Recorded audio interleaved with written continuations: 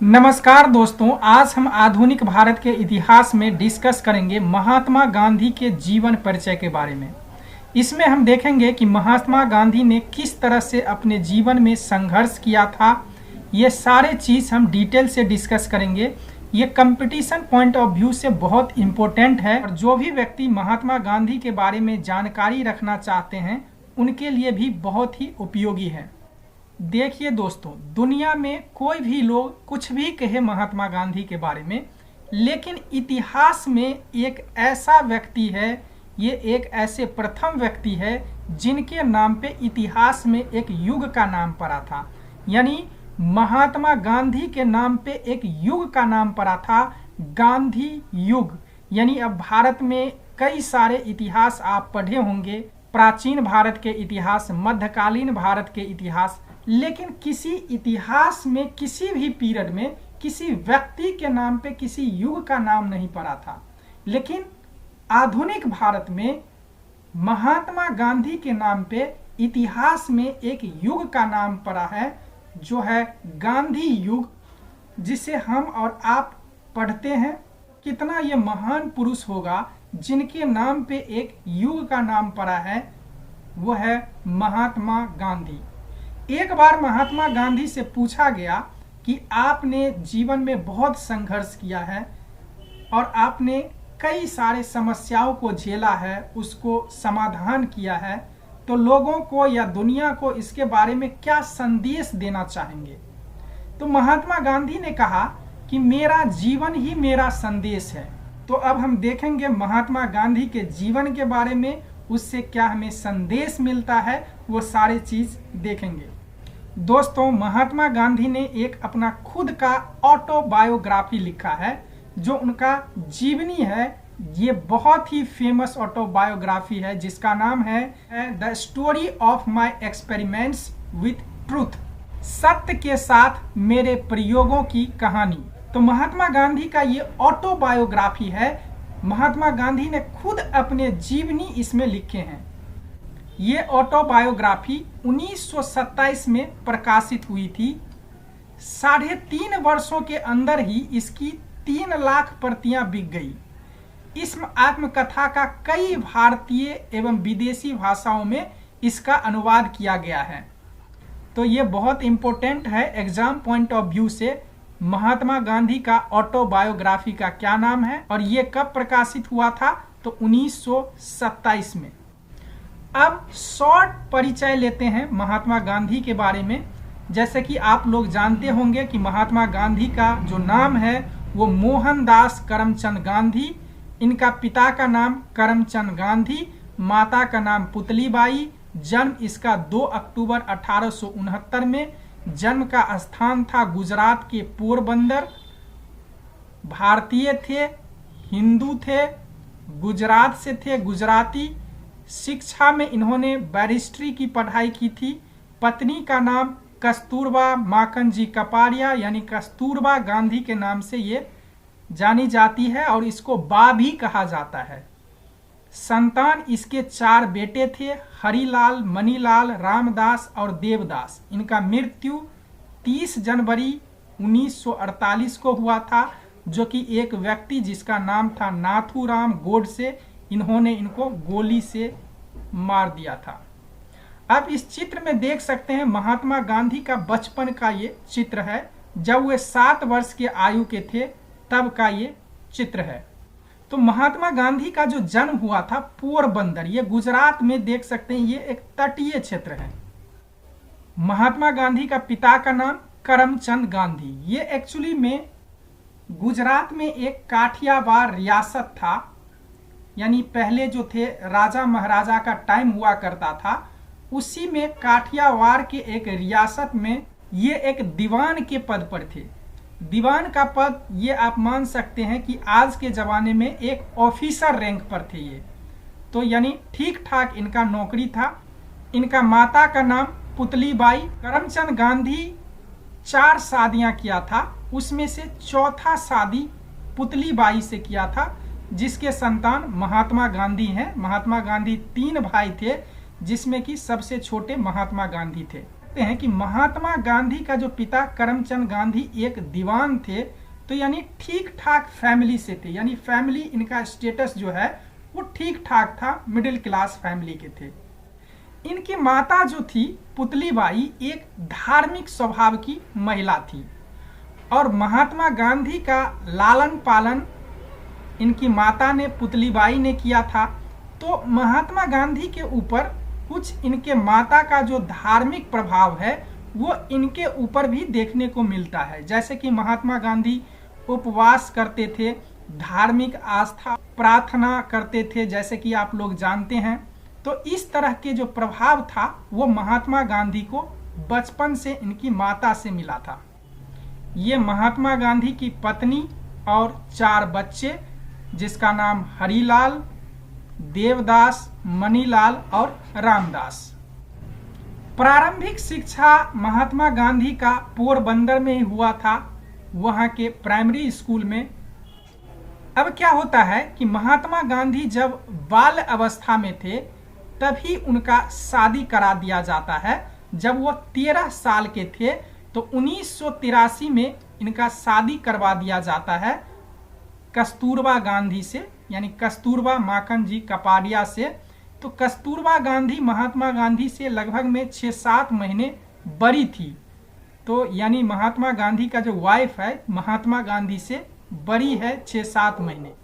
महात्मा गांधी का सब कुछ पालन पोषण यानी उनका जीवन सही ढंग से अभी तक चल रहा था। लेकिन क्या होता है, इनके परिवार में एक दुखद घटना हो जाती है। सन 1885 में इनके पिताजी का मृत्यु हो जाता है, यानी करमचंद गांधी का मृत्यु हो जाता है। अब ये चीज इनके परिवार के लिए बहुत ही असहनीय था, क्योंकि एक व्यक्ति महात्मा गांधी के परिवार में यही थे कमाने वाले और ठीक ठाक कमाते थे, अच्छी खासी नौकरी थी। अब जब इनका निधन हो जाता है तो इनके परिवार में थोड़ा सा आर्थिक स्थिति खराब होने लगता है। फिर भी महात्मा गांधी के पढ़ाई में इनके परिवार ने काफी सहयोग किया। उसके बाद महात्मा गांधी राजकोट जाते हैं पढ़ाई करने के लिए।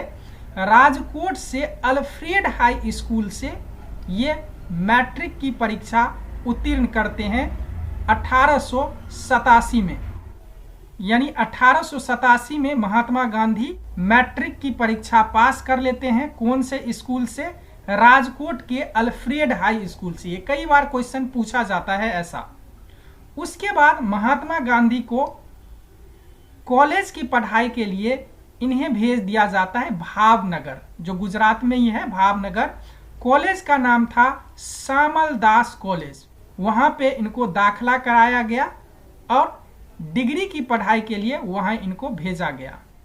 यह भी कई बार क्वेश्चन पूछा जाता है कि महात्मा गांधी ने कौन से कॉलेज में पढ़ाई किया था, तो श्यामल दास कॉलेज में भावनगर, जो कि गुजरात में है। उसके बाद क्या होता है कि ये जो कॉलेज है भावनगर, वो उनके परिवार से जहां रेसिडेंस था वहां से काफी दूर पड़ता था। तो महात्मा गांधी को वहां अकेला रहना पड़ता था। वो उनसे असहनीय लगा, यानी वो उनको अच्छा नहीं लगता था, वहां मन ही नहीं लगता था महात्मा गांधी को, क्योंकि कुछ दिन पहले उनके पिताजी का देहांत हो गया था। परिवार से अलग होना, यानी शादी भी हो चुका था महात्मा गांधी को। तो इस तरह के पीड़ा को वो सहन नहीं कर पाए। देखिए लाइफ में क्या होता है कि पर्सन और प्लेस, यानी किसी व्यक्ति और जगह से काफी लगाव हो जाता है। तो यही चीज महात्मा गांधी के साथ हुआ कि उनके परिवार और जगह से इनको काफी लगाव था। इस वजह से महात्मा गांधी यहाँ रहने में असहज महसूस करने लगे। इनका तबीयत दिन प्रतिदिन खराब होता जा रहा था। फिर क्या हुआ कि इन्होंने बीच में ही कॉलेज को ड्रॉप कर दिया और वापस चले आते हैं पोरबंदर अपने परिवार के पास।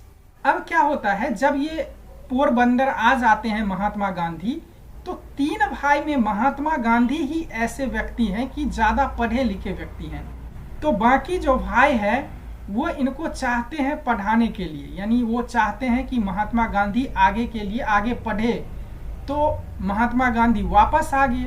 तो इनके एक भाई हैं, जो बड़े भाई हैं लक्ष्मीदास गांधी, तो ये इनको काफ़ी मदद करते हैं, महात्मा गांधी को काफ़ी मदद करते हैं और काफ़ी समझाते हैं कि पढ़ाई लिखाई करो। इसके लिए इनको अब लंदन जाने की सलाह देते हैं बैरिस्ट्री करने के लिए। तो इसके लिए रुपए पैसे का इंतजाम करते हैं इनके बड़े भाई लक्ष्मीदास गांधी और इनको लंदन भेजने के तैयारी करते हैं। महात्मा गांधी भी राजी हो जाते हैं। अब सब कुछ हो गया, राजी हो जाते हैं। अब लंदन जाने की बात होती है। फिर इनके माता को ये बात पता चलता है, तो माता जो है थोड़ा सा आनाकानी करती है।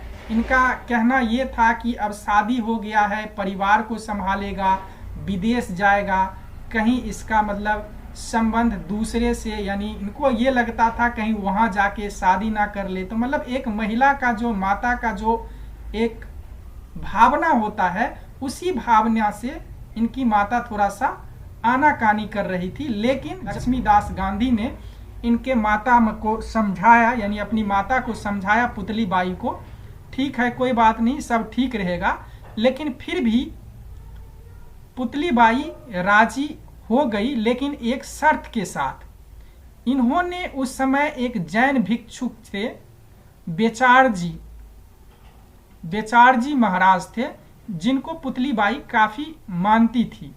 उनके सामने में महात्मा गांधी को एक शपथ दिलवाया था, जो तुम विदेश जाओगे मांस मदिरा या किसी दूसरे औरत के तरफ देखोगे नहीं, ये सब चीज का उन्होंने वचन लिया था महात्मा गांधी से। फिर जाके इसकी माता पुतली बाई ने अनुमति दिया था। अब अनुमति मिल गया महात्मा गांधी को, तो अब महात्मा गांधी शिप से निकल जाते हैं लंदन के लिए।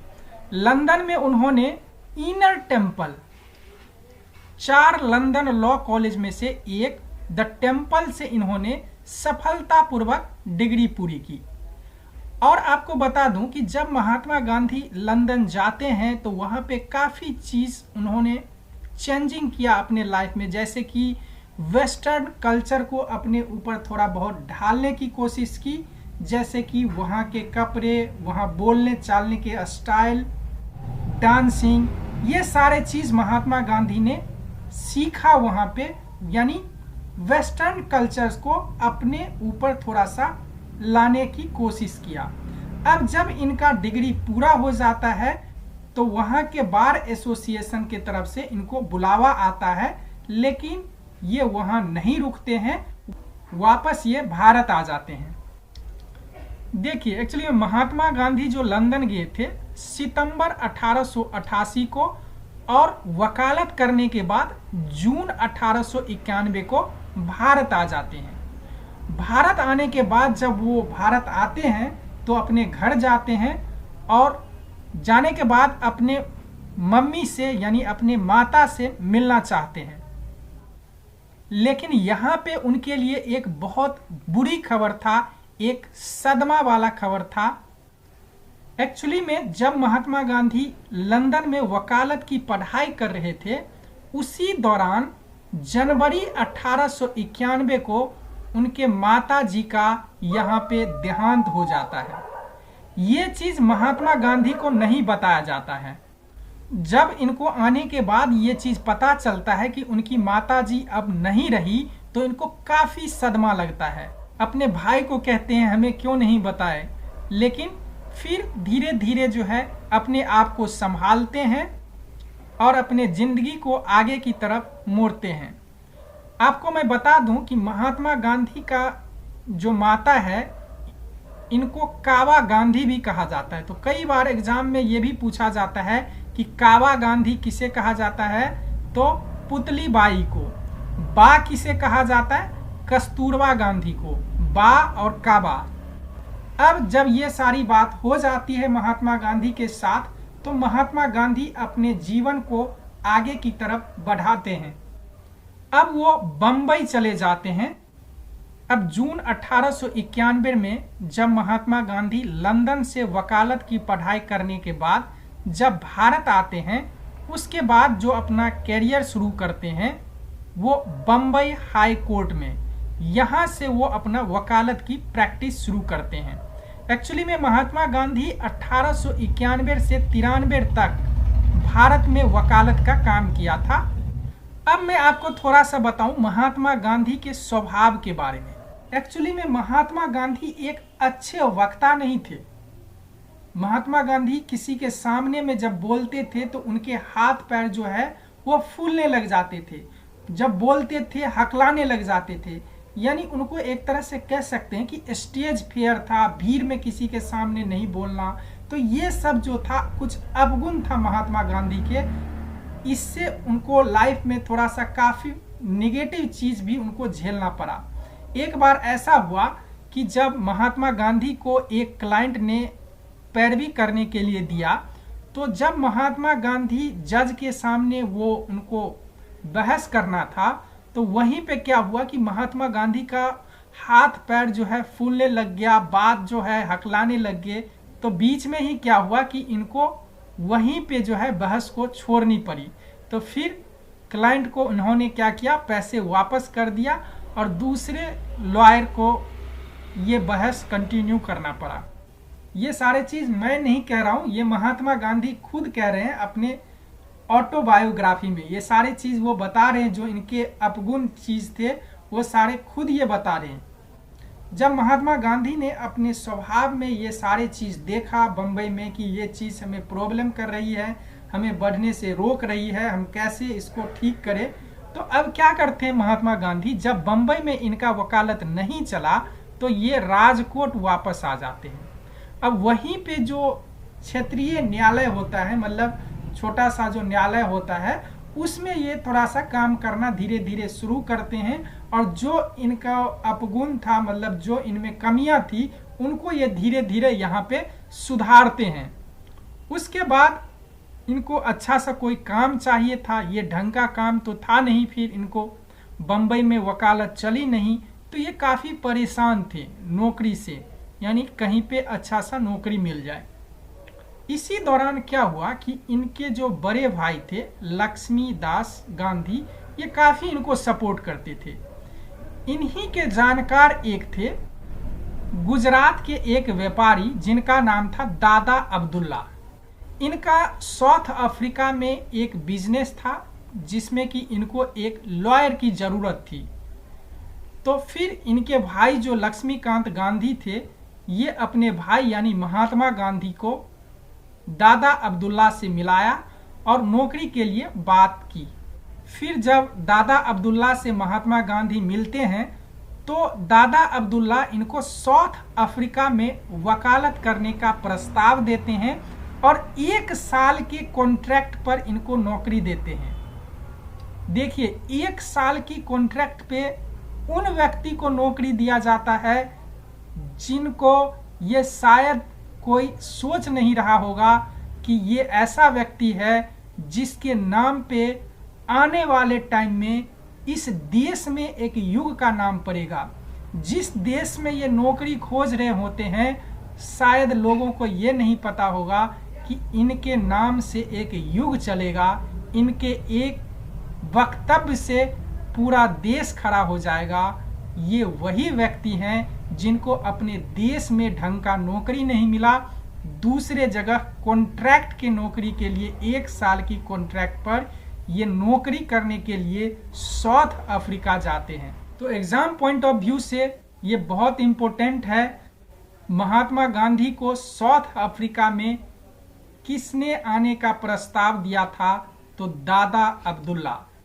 1 साल के कॉन्ट्रैक्ट पे। कितने साल? 1 साल के कॉन्ट्रैक्ट पे। अब क्या होता है, जब सारी बातें हो जाती है दादा अब्दुल्ला के साथ, अब महात्मा गांधी साउथ अफ्रीका जाने की तैयारी करते हैं और मई 1893 को साउथ अफ्रीका के लिए महात्मा गांधी निकल जाते हैं। एक जहाज है जिसका नाम है SS सफारी। ये बहुत इम्पोर्टेंट है, ये कई बार क्वेश्चन पूछा जाता है। महात्मा गांधी साउथ अफ्रीका के लिए कौन से जहाज से गए थे जिसका नाम है SS सफारी? तो इसी से महात्मा गांधी साउथ अफ्रीका के लिए निकलते हैं। देखिए, ग्लोब में भारत यहाँ पे है और यहाँ से साउथ अफ्रीका के लिए महात्मा गांधी यहाँ पे आते हैं। तो यानी जहाज से यहाँ पे आते हैं और डरबन यहाँ पे है, डरबन शहर में ये उतरते हैं और डरबन रेलवे स्टेशन पे जाते हैं। अब यहाँ से इनको जाना कहाँ था? प्रिटोरिया जाना था। डरबन से इनको इस रास्ते से प्रिटोरिया जाना था। यहाँ तो इन्होंने शिप से आ गए थे डरबन, इस रूट को फॉलो करते हुए। अब यहाँ डरबन से प्रिटोरिया जाने के लिए डरबन रेलवे स्टेशन पे पहुँचते हैं। अब Mahatma Gandhi Durban railway station पे ट्रेन पर चढ़ते हैं। वो दिन था 7 जून 1893। अब इनको प्रिटोरिया जाना था, ट्रेन से डरबन से प्रिटोरिया जाना था। अब ट्रेन पे बैठ जाते हैं डरबन से, उसके बाद निकलते हैं। इनके पास पहले से ही दादा अब्दुल्ला ने टिकट करवा रखा था, जो कि फर्स्ट क्लास का टिकट था। ये चढ़ के जब जा रहे थे तो यहाँ पे कुछ लोग होते हैं जो अंग्रेज लोग होते हैं, और महात्मा गांधी को जब देखता है इस ट्रेन में ये बैठा हुआ है तो उनकी नज़र पड़ती है। तो महात्मा गांधी को देखते ही वो गुस्सा हो जाते हैं कि ये काले लोग कैसे आ गया इस डिब्बे में, क्योंकि ये तो इसमें केवल गोरे लोग ही बैठते हैं, ये काले लोग कहाँ से आ गया। फिर महात्मा गांधी के पास पहुँचते हैं और कहते हैं तुम इस कंपार्टमेंट से हट जाओ। तो महात्मा गांधी के पास भी टिकट था, वो भी फर्स्ट क्लास का। तो महात्मा गांधी बताते हैं कि मेरे पास भी टिकट है, वो भी फर्स्ट क्लास का, रिजर्वेशन है। तो फिर भी अंग्रेज जो थे वहाँ इनसे बहस करते हैं, महात्मा गांधी को बार बार कहते हैं हटने के लिए। महात्मा गांधी भी बहस करते हैं और नहीं उतरते हैं। तो लास्ट में क्या करते हैं कि जब ट्रेन पीटर्स मार्टिनबर्ग रेलवे स्टेशन के पास पहुंचती है, दिन था 7 जून 1893। तो यहाँ पे जो कुछ अंग्रेज लोग थे वो महात्मा गांधी को पकड़ते हैं और बैग के साथ फेंक देते हैं रेलवे स्टेशन पे। यानी महात्मा गांधी प्लेटफॉर्म पे गिरते हैं और यहाँ से महात्मा गांधी बिल्कुल अपने आप को भावना से रोक नहीं पाते हैं, अपने आप में सोचने लग जाते हैं कि ये क्या हो गया मेरे साथ। यानी इतना डिस्क्रिमिनेशन हो रहा है, इतना रंग भेद यहाँ पे है, महात्मा गांधी के लिए असहनीय था। ये महात्मा गांधी को आत्मा को झकझोर दिया। यही से महात्मा गांधी का एक सफर शुरू होता है, जो कि आज के महात्मा को बनने में ये एक अहम इंसिडेंट था महात्मा गांधी के जीवन में। अब इसके बाद जब महात्मा गांधी पहुंचते हैं प्रिटोरिया, फिर दादा अब्दुल्ला को सारी बात बताते हैं। फिर उसके बाद ठीक है, महात्मा गांधी वो सब भूल के अपने काम में लग जाते हैं। लेकिन साउथ अफ्रीका में भारतीयों के साथ काफ़ी जातीय हो रही थी। वहाँ पे मतलब काले लोगों के साथ वहाँ पे जाति हो रहा था अंग्रेज के द्वारा, क्योंकि वहाँ पे भी उसका उपनिवेश था, वहाँ अंग्रेज का राज था। तो उन पे काफ़ी जातियाँ करते थे, मतलब काफ़ी उसे इंसान समझते ही नहीं थे। तो ये चीज़ महात्मा गांधी देख रहे थे। ये सारा चीज़ महात्मा गांधी को बहुत ही असहनीय लगा। अब जब काम करते हैं महात्मा गांधी, अब काम करते हुए 1 साल पूरा हो जाता है। यानी उनका जो है 1 साल का कॉन्ट्रैक्ट होता है साउथ अफ्रीका में, और 1 साल पूरा हो जाता है।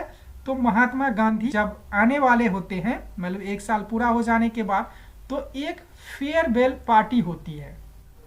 अब जब फेयरवेल पार्टी चलती रहती है तो वहीं पे एक अखबार मिलता है, मतलब वहीं पार्टी के दौरान एक अखबार गिरा हुआ होता है नीचे में।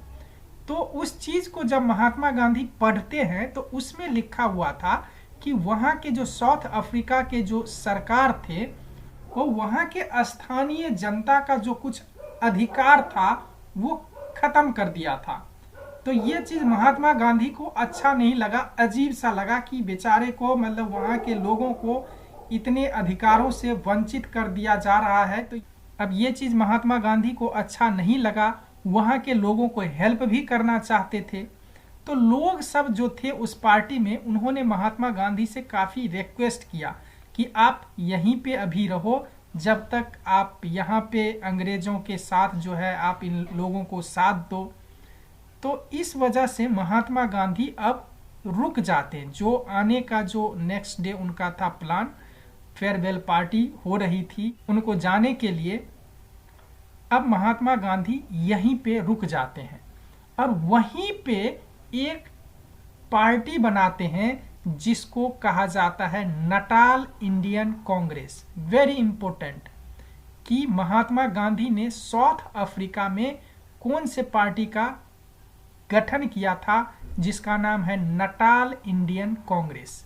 अब इसी फेयरवेल पार्टी में नटाल इंडियन कांग्रेस का गठन करते हैं और इसी में जो सदस्य लोग होते हैं वो इसके मेंबर हो जाते हैं। तो पूछा जाता है कि नटाल इंडियन कांग्रेस का स्थापना कब हुआ था, तो 1894 में महात्मा गांधी के द्वारा। इस नटाल इंडियन कांग्रेस को जो प्रेसिडेंट जो बनाया गया था वो दादा अब्दुल्ला को बनाया गया था और गांधी जी इसके सेक्रेटरी रहे थे। तो ये आप देख सकते हैं यहीं पे फाउंडर है नटाल इंडियन कांग्रेस के। अब जब तय हो गया कि महात्मा गांधी साउथ अफ्रीका में रहेंगे और वहां सामाजिक सेवा करेंगे और महात्मा गांधी का जीवन अब सामाजिक एक्टिविटी में बीतने वाला था, तो महात्मा गांधी अब क्या करते हैं, कुछ बड़े बड़े राइटर्स का बुक पढ़ते हैं जो कि क्रांतिकारी गतिविधि से रिलेटेड होता था, जिसमें कि पहला जो था लियो टॉल्स्टॉय। ये बहुत इंपॉर्टेंट है। लियो टॉल्स्टॉय ये 19वीं सदी के सर्वाधिक सम्मानित लेखकों में से एक है। इनका जन्म 9 सितंबर 1828 को रूस में हुआ था। यानी लियो टॉल्स्टॉय कहाँ के हैं, रूस के हैं। इसके बाद मैं आपको बताता हूं, इनका एक बुक था जिनका नाम था the kingdom of God is with in you. ये बुक महात्मा गांधी ने जो पढ़ा था वो काफी प्रभावित हुए इनसे। इसमें था मतलब अहिंसा की बात जो है महात्मा गांधी अपने जीवन में जो लिया है वो इन्हीं टॉल्स्टॉय के जो बुक पढ़ा था, तो इनसे वो प्रभावित होकर के अहिंसा की बात करी है। उसके बाद महात्मा गांधी ने जॉन रस्किन की बुक पढ़ा। महात्मा गांधी कहते थे कि उनकी जिंदगी पर कई लोगों ने गहरा असर डाला। उनमें से एक थे ब्रिटिश विद्वान जॉन रस्किन। रस्किन की किताब था अनटू दिस लास्ट। इसके बारे में गांधी जी कहते हैं, इसने मेरी जिंदगी को बदल कर रख दिया। इसी से प्रभावित होकर महात्मा गांधी जो भूखे रहने का जो उनका सिद्धांत है वो जॉन रस्किन से ही उनसे मिला है। उन्हीं से प्रभावित होकर के इन्होंने इस सिद्धांत को अपनाया था। अब बात करेंगे महात्मा गांधी का सत्याग्रह के बारे में। सत्याग्रह का मूल अर्थ है सत्य के प्रति आग्रह, सत्य को पकड़े रहना और उसके साथ अहिंसा को मानना। अन्याय का सर्वथा विरोध, यानी अन्याय के प्रति विरोध करते हुए अन्यायी के प्रति वैर भाव ना रखना, ये है सत्याग्रह का मूल मंत्र। और ये चीज कहां से महात्मा गांधी प्रेरित होकर लिए हैं? सत्याग्रह का ये आइडिया गांधी जी को एक अमेरिकी साहित्यकार एवं लेखक हेनरी डेविड थोरो के निबंध से प्रेरित होकर के मिला था। उस निबंध को आधार बनाकर गांधी जी ने अपने सत्याग्रह कार्यक्रम को आरंभ किया। यानी सत्याग्रह का आइडिया किसने दिया था महात्मा गांधी को? तो एक अमेरिकी साहित्यकार के निबंध था जिनका नाम है हेनरी डेविड थोरो। इनके निबंध से प्रभावित होकर महात्मा गांधी ने इसको एडॉप्ट किया, अपनाया था। अब महात्मा गांधी जब इतने सारे लेखकों के बुक और उनके लेखों को जब पढ़ते हैं तब उनके जीवन में एक अलग सा बदलाव आता है। अब वो लोगों के सेवा करना, सामाजिक सेवा करना, सामाजिक कार्यक्रम में जाना और ब्रिटिश सरकार के खिलाफ अन्याय के प्रति उनका विरोध करना, अब महात्मा गांधी के अंदर ये सारा स्वभाव आ जाता है। अब महात्मा गांधी दक्षिण अफ्रीका में शुरू करते हैं अपना जो आंदोलन होता है ब्रिटिश सरकार के अन्याय के खिलाफ। अब दक्षिण अफ्रीका में उन्होंने अफ्रीकी और भारतीयों के प्रति नस्लीय भेदभाव के खिलाफ 1894 में अहिंसक विरोध प्रदर्शन शुरू किया। इस आंदोलन में हजारों लोग उनके साथ मिलकर सरकार के खिलाफ प्रदर्शन किया। महात्मा गांधी का पहला अहिंसात्मक सत्याग्रह अभियान सितंबर 1906 में स्थानीय भारतीय के खिलाफ गठित एक ट्रांसवाल एशियाटिक अध्यादेश के विरोध में आयोजित किया गया था। तो ये बहुत इंपॉर्टेंट है। महात्मा गांधी का पहला अहिंसात्मक सत्याग्रह अभियान कब हुआ था? तो सितंबर 1906 में। इसलिए हुआ था तो स्थानीय भारतीय के खिलाफ एक अध्यादेश था जिसका नाम था ट्रांसवाल एशियाटिक अध्यादेश। तो ये क्वेश्चन पूछा जाता है, प्रथम सत्याग्रह महात्मा गांधी कब किया था? तो सितंबर 1906 में। किस लिए किया था? तो एक अध्यादेश था वहां पे स्थानीय भारतीय के खिलाफ था। उस अध्यादेश का नाम था ट्रांसवाल एशियाटिक अध्यादेश। इसके विरोध में किया था। अब ये ट्रांसवाल एशियाटिक अध्यादेश क्या था, थोड़ा सा उस पे नजर डालते हैं। उस समय दक्षिण अफ्रीका का एक प्रांत था जिसका नाम था ट्रांसवेल। अब इस ट्रांसवेल में जो भारतीय लोग जो भारत से वहां जाते थे, मजदूर लोग, वो वहां पे रहते थे। तो वहां के जो औपनिवेशिक सरकार था, उन्होंने 1906 में क्या किया, एक एक्ट लाया जिसको कहा जाता है एशियाटिक रजिस्ट्रेशन एक्ट। इसमें क्या होता था कि वहां पे इन आदमी को रजिस्ट्रेशन कराना पड़ता था। तो महात्मा गांधी का मानना था कि केवल इन्हीं लोगों को क्यों रजिस्ट्रेशन करवाया जा रहा है, ये भारतीयों का अपमान है। यानी एक भारतीयों का अपमान तो सारे भारतीयों का अपमान है। तो इसलिए इन्होंने इस एक्ट के खिलाफ पहली बार जो है महात्मा गांधी अहिंसात्मक सत्याग्रह किया था 1906 में। इसका परिणाम यह हुआ कि उस समय जो 13,000 भारतीय उस समय दक्षिण अफ्रीका में रहते थे, उसमें से सिर्फ 500 लोगों ने ही अपना रजिस्ट्रेशन करवाया। यानी महात्मा गांधी ने कह दिया कि सबसे कोई नहीं रजिस्ट्रेशन करवाओ। इसके बाद गांधी जी ने सरकार की बात पर भरोसा कर एक समझौता किया कि अगर सरकार कानून को वापस ले और कानून के आधार पर भारतीय नागरिकों को रजिस्ट्रेशन की अनिवार्यता खत्म करे तो वे सब अपना रजिस्ट्रेशन करवा लेंगे। यानी अब वैसे तो हम करवा लेंगे, महात्मा गांधी ने समझौता किया सरकार से कि आप कानून वापस ले लो, फिर हम करवा लेंगे। अब ये कहोगे कि जबरदस्ती एक कानून बना के रजिस्ट्रेशन कराना ही होगा, फिर हम नहीं कराएंगे। लेकिन सरकार एशियाटिक रजिस्ट्रेशन एक्ट को वापस लेने की बजाय 6 अगस्त 1908 को उसे और कड़े करने का प्रावधान वाला बिल ले आई। इस बिल के विरोध में उसी दिन 2000 लोगों ने अपने अपने रजिस्ट्रेशन सर्टिफिकेट गांधी जी को सौंप दिए, जिन्हें बड़ी भीड़ के सामने एक बड़ी सी कड़ाही में जलाई गई और आग के हवाले कर दिया। अब क्या हुआ कि इस अहिंसक आंदोलन के लिए महात्मा गांधी को 1908 में जेल की सजा सुनाई गई। लेकिन जनरल स्मर्ट्स के साथ मुलाकात के बाद, जो एक ब्रिटिश राष्ट्रमंडल के राजनेता थे, तो इनको रिहा कर दिया गया। उन्हें 1909 में एक वोल्क्सहर्स्ट और प्रिटोरिया में 3 महीने की जेल की सजा सुनाई गई थी। रिहा होने के बाद वह वहां भारतीय समुदाय की सहायता लेने के लिए लंदन गए थे, लेकिन उनका प्रयास व्यर्थ गया। अब देखिए महात्मा गांधी क्या थे कि उनको शत्रुओं के साथ शत्रुता नहीं करते थे। उनका यह मानना था कि उनको प्यार से ही जीता जा सकता है। तो उन्होंने 1899 में एक युद्ध था, बोर युद्ध। बोर युद्ध के प्रकोप के दौरान अंग्रेजों के लिए भारतीय एम्बुलेंस कोर का आयोजन किया। तो भारतीय एम्बुलेंस कोर का आयोजन किसने किया? महात्मा गांधी ने किया था, ब्रिटेन के लिए, ब्रिटेन सरकार के लिए, ताकि ब्रिटिश मानवता को समझ सके, लेकिन भारतीयों पर जातीय भेदभाव, अत्याचार जारी रहा, इनका कोई असर नहीं पड़ा। महात्मा गांधी ने दक्षिण अफ्रीका में कुछ आश्रम बनाए। एक तो फिनिक्स आश्रम, दूसरा इन लेखक का उन्होंने एक बुक पढ़ा था जिनका नाम था टॉल्स्टॉय। इनके नाम पे एक फार्म बनाए, टॉल्स्टॉय फार्म।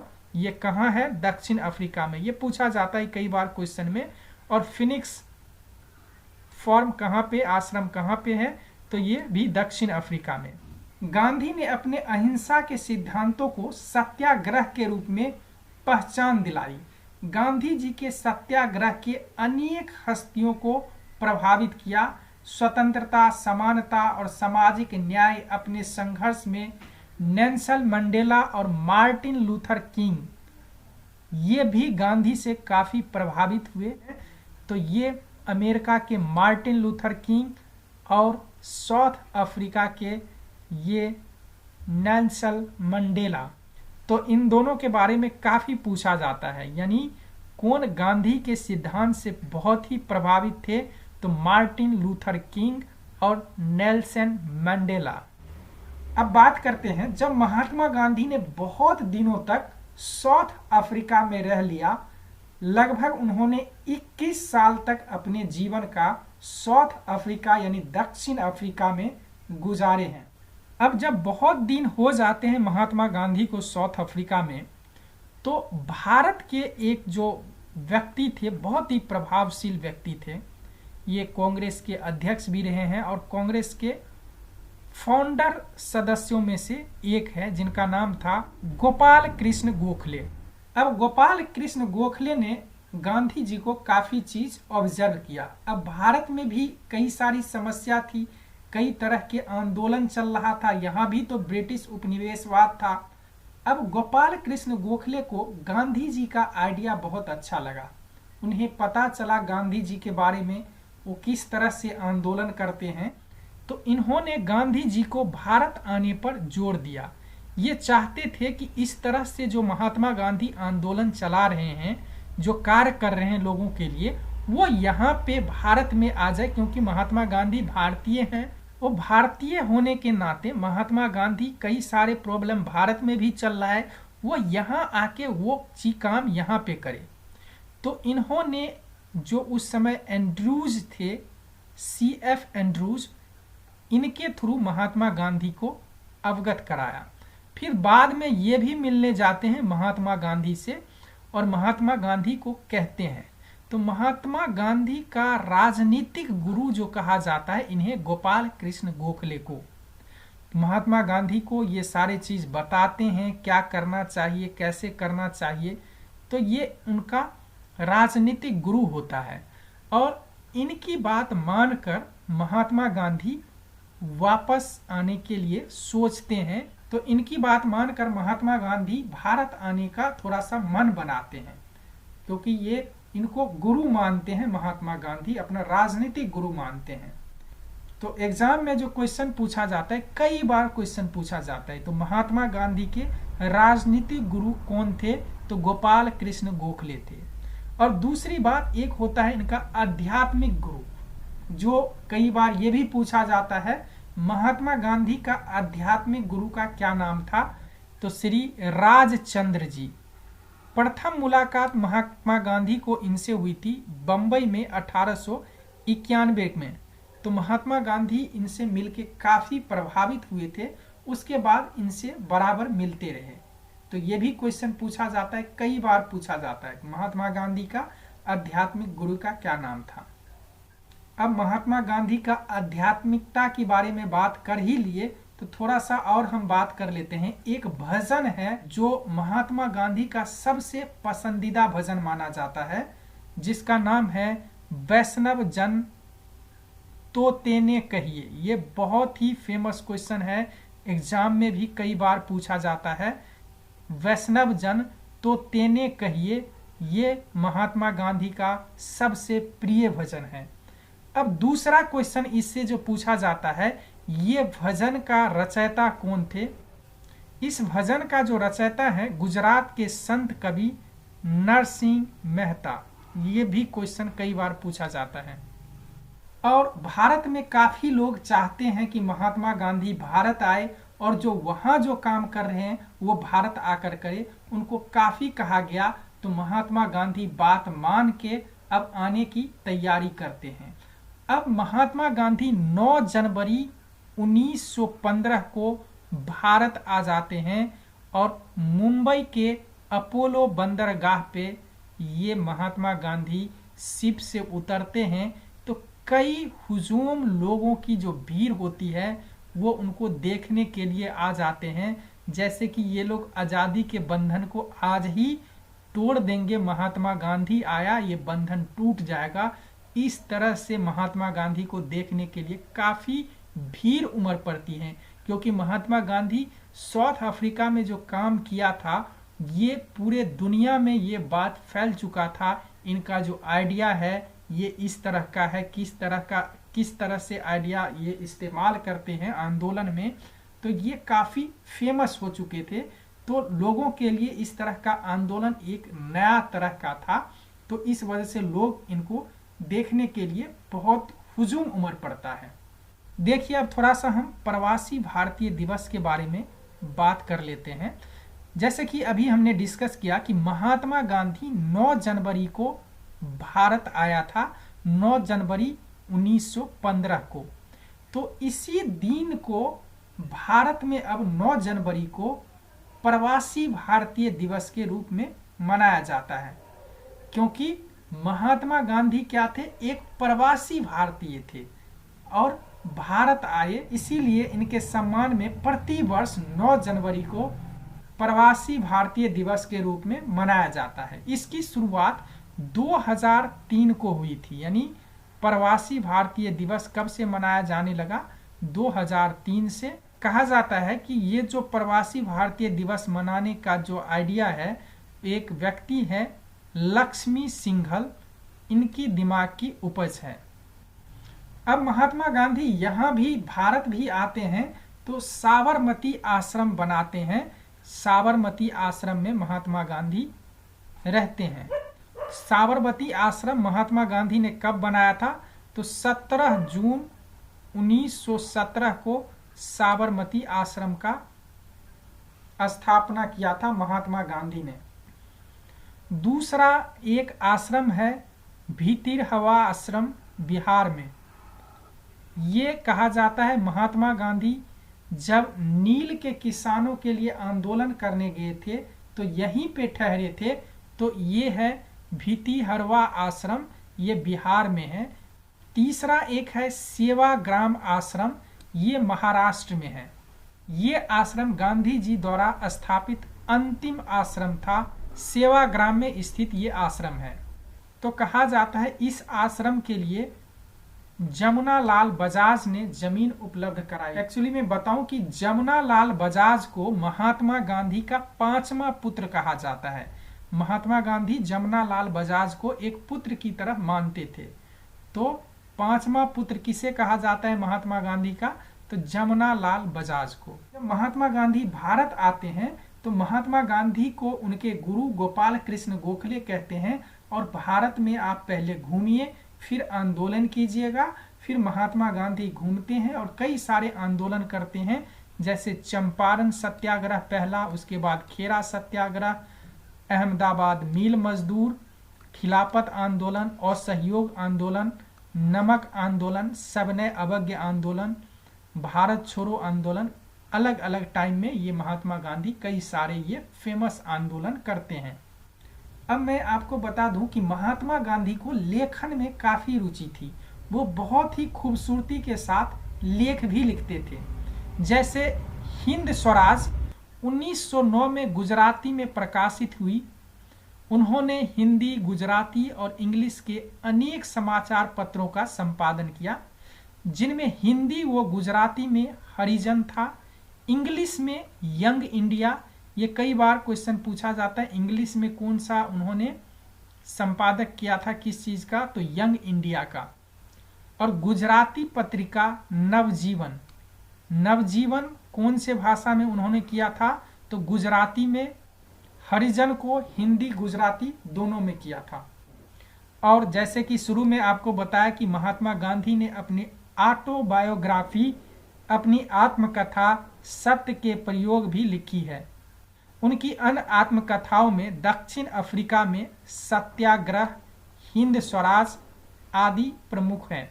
महात्मा गांधी को महात्मा की उपाधि रविंद्रनाथ टैगोर ने दिया था और महात्मा गांधी ने भी रविंद्रनाथ टैगोर को गुरुदेव की उपाधि दी। तो ये दोनों एक दूसरे को एक उपाधि दिए हैं।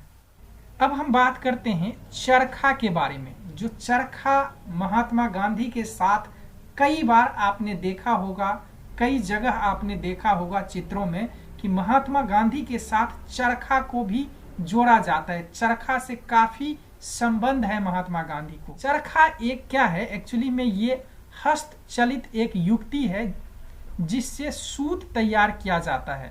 इसका उपयोग कुटीर उद्योग के रूप में सूत उत्पादन में किया जाता है। भारत में स्वतंत्रता संग्राम के समय ये आर्थिक स्वावलंबन का प्रतीक बना था। आर्थिक स्वावलंबन यानी आर्थिक रूप से अपने आप पर निर्भर होना। इस चरखे से ये महात्मा गांधी स्वतंत्रता संग्राम में इसको अपनाया था, यानी सबको कह दिया कि ये चरखा से जो है अपना गुजर बसर करना है। तो कई बार क्वेश्चन पूछा जाता है कि भारतीय स्वतंत्रता संग्राम में महात्मा गांधी जी का जो चरखा था वो किस चीज का प्रतीक बना, तो आर्थिक स्वावलंबन का प्रतीक बना था।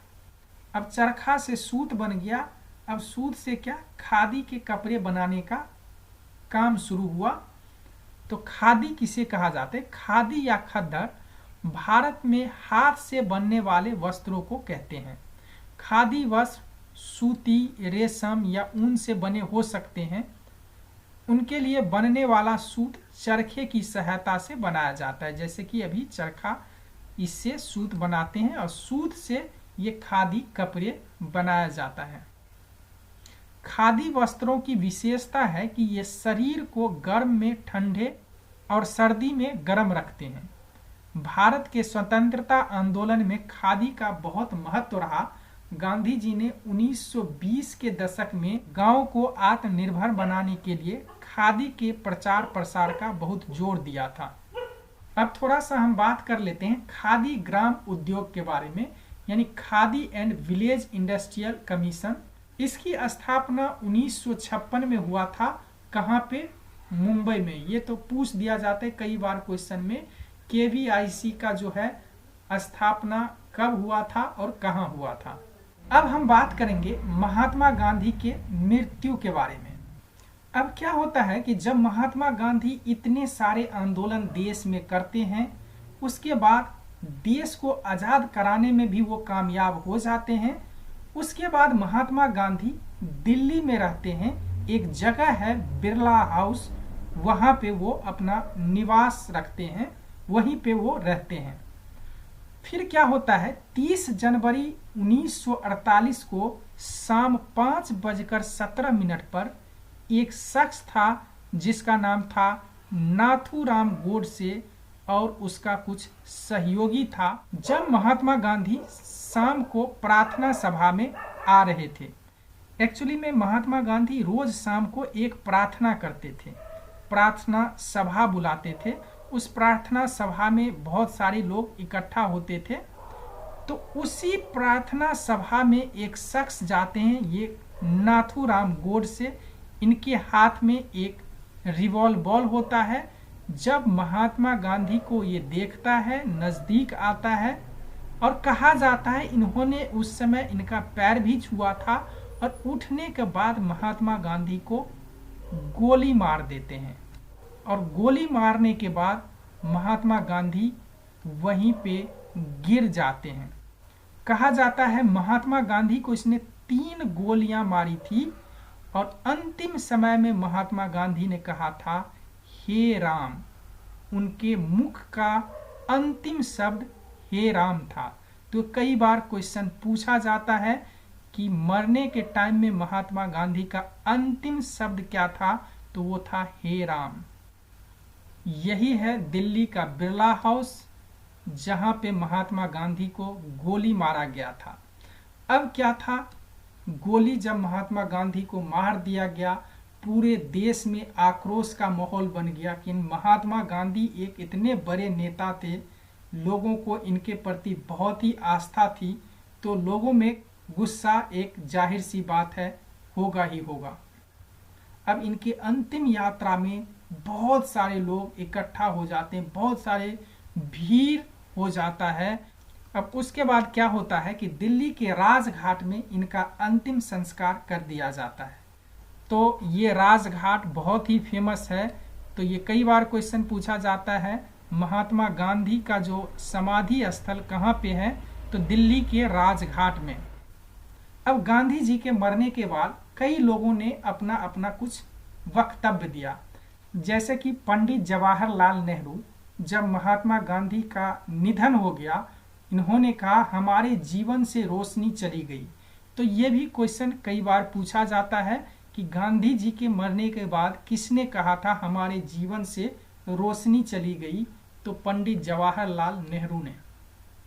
इसके बाद अल्बर्ट आइंस्टीन ने महात्मा गांधी के लिए एक बहुत ही अच्छा वाक्य बोला है।